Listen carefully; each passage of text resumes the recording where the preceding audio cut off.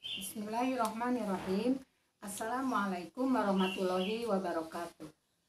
Pada kesempatan ini, Ibu akan mencoba menjelaskan cara mudah membuat rumusan masalah dan tujuan penelitian baik skripsi, tesis, ataupun disertasi.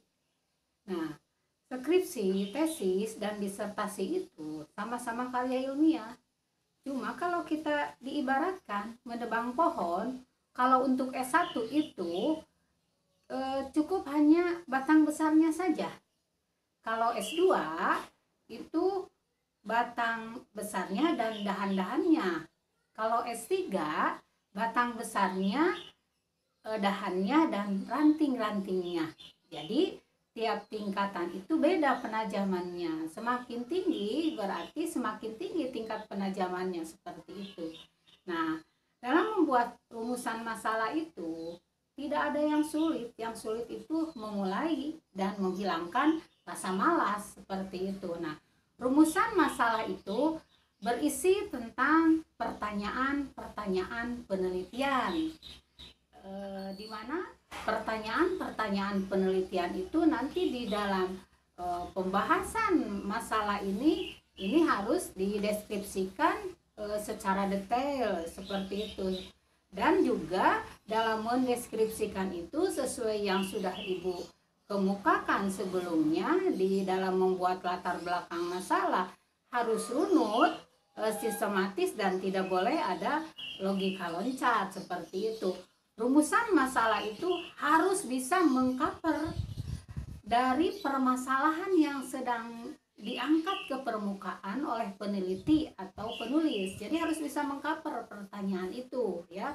Nah, di mana pertanyaan-pertanyaan penelitian itu dalam rumusan masalah itu meliputi mengapa, apa, dan bagaimana, seperti itu.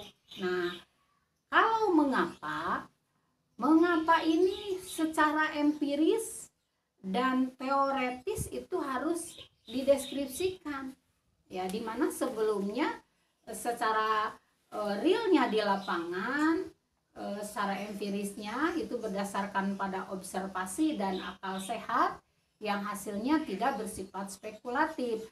Nah, juga harus secara teoretis juga ini dideskripsikan sedemikian rupa, karena senantiasa menyusun abstraksi dari hasil-hasil observasi.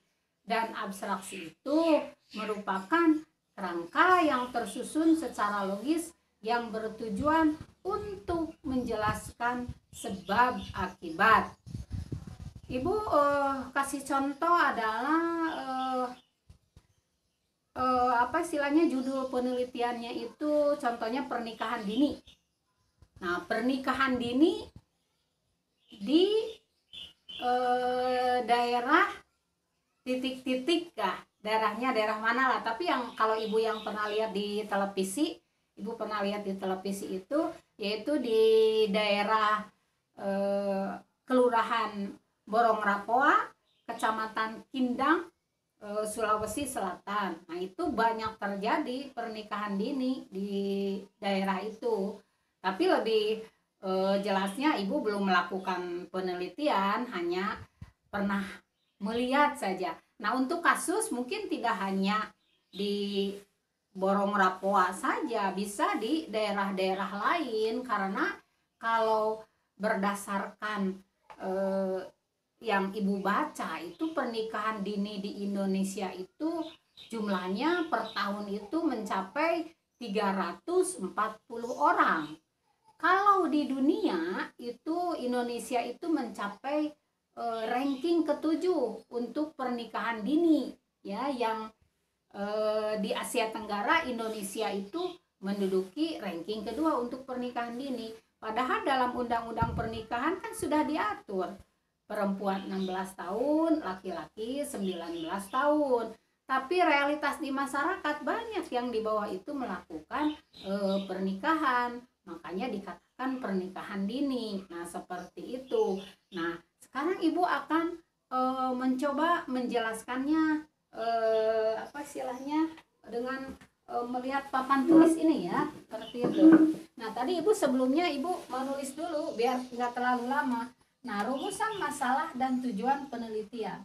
Nah, rumusan masalah ini berisi pertanyaan-pertanyaan penelitian, yaitu mengapa, apa, dan bagaimana. Nah, dalam mengapa ini, nah ini dideskripsikan tadi itu secara apa? Secara empiris, secara teoretis, dan tidak sedang membuat teori baru, tapi hanya memperbaiki, memperluas teori-teori yang sudah ada dan bersifat non etis. Artinya tidak berbicara baik buruknya fakta, tapi tujuannya untuk menjelaskan fakta tersebut sehingga fakta tersebut bisa diungkap ke permukaan, ya, seperti itu, sehingga nanti bisa dijadikan dicarikan solusi terbaiknya, seperti itu. Yang kedua adalah pertanyaannya apa, ya, karena ini ada realitas sosial pernikahan dini, seperti itu. Nah, tentunya pertanyaan tentang apa ini untuk pernikahan dini biasanya apa? Contohnya adalah faktor yang mempengaruhi pernikahan dini di daerah titik-titik, ya, di daerah titik-titik. Bisa di daerah mana sajalah yang terjadi pernikahan dini, seperti itu. Tentunya ini ada faktor-faktor yang mempengaruhinya, baik faktor dari dalam, baik faktor dari luar. Nah, ini juga harus dijelaskan secara detail, diungkap ke permukaan. Nah, supaya penelitian itu memperoleh hasil yang berkualitas, seperti itu, ya. Nah, untuk pertanyaan yang bagaimana ini biasanya berisi solusi atau upaya atau cara penyelesaian masalah dari terjadinya pernikahan dini ini, ya. Nah, ini juga sama, harus dideskripsikan secara detail, secara empirisnya, terus secara teoretisnya juga bagaimana memperharus teori-teori yang sudah ada, baik buruk faktanya harus diungkap sedemikian rupa supaya solusinya memperoleh solusi terbaik, ya, supaya pernikahan dini di daerah yang ada pernikahan dininya itu tidak terjadi lagi pernikahan dini, seperti itu, karena mereka masih memiliki waktu yang sangat panjang sekali karena masih muda, seharusnya masih menuntut ilmu, ya, seperti itu. Nah, ini pertanyaannya ini mengapa, apa, dan bagaimana. Nah, kalau tujuan penelitian ini adalah menjawab rumusan masalah. Nanti Ibu contohkan, ya. Nah, menjawab rumusan masalah. Nah, dengan menggunakan kata-kata operasional untuk mengetahui. Nah, sekarang contohnya adalah untuk rumusan masalah. Mengapa terjadi pernikahan dini di daerah titik-titik seperti itu. Itu bebas, ya, lokasi penelitiannya di mana yang terjadi pernikahan dini. Yang jelas pernikahan dini itu masih terjadi karena tadi itu berdasarkan apa yang sudah Ibu baca itu 340 orang per tahun yang melakukan pernikahan dini di Indonesia, seperti itu, ya. Yang kedua, nah ini apa faktor yang menyebabkan terjadinya pernikahan dini, ya, di titik-titik gitu, ya. Nah, seperti itu. Di daerahnya silahkanlah di daerah mana saja, ya, yang ada fenomena pernikahan dini, yang ada permasalahan tentang pernikahan dini. Yang ketiga, bagaimana solusi dari pemerintah setempat untuk menanggulangi terjadinya pernikahan dini. Nah, ini karena tadi itu kata Ibu juga pertanyaan bagaimana itu berisi solusi upaya untuk menyelesaikan masalah, ya. Itu bagaimana solusi dari pemerintah setempat atau upaya dari pemerintah setempat untuk menanggulangi terjadinya pernikahan dini di titik-titik seperti itu. Nah, maka tujuan penelitiannya adalah menjawab ini. Nah, dengan menggunakan kata-kata operasional untuk mengetahui. Nah, contoh tadi itu adalah mengapa terjadinya pernikahan dini. Maka tujuan penelitiannya adalah di sini, tujuan penelitian pertama adalah untuk mengetahui mengetahui mengapa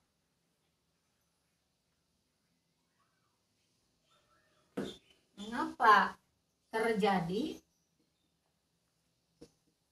pernikahan dini.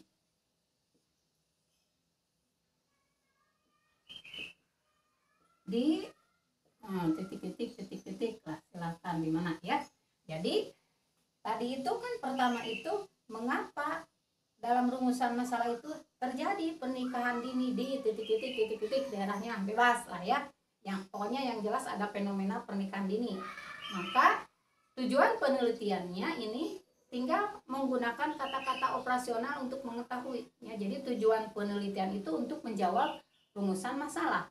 Jadi untuk mengetahui mengapa terjadi pernikahan dini di ya titik-titik ya, daerahnya di mana ya. Yang nomor 2-nya juga sama ya, itu untuk mengetahui apa? Untuk mengetahui ya, apa faktor yang menyebabkan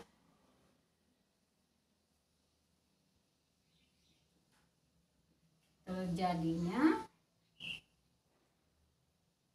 pernikahan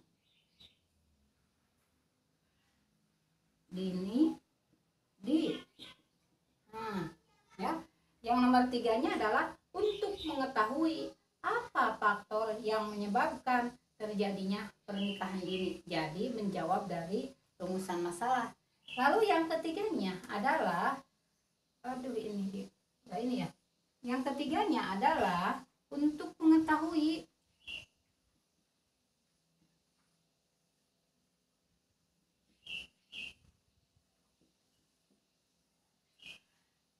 mengapa bagaimana, untuk mengetahui bagaimana ya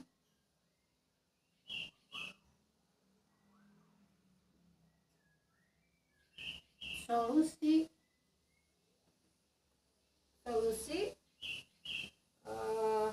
untuk mengetahui bagaimana solusi dari pemerintah setempat. Ini enggak cukup ya. Dari pemerintah setempat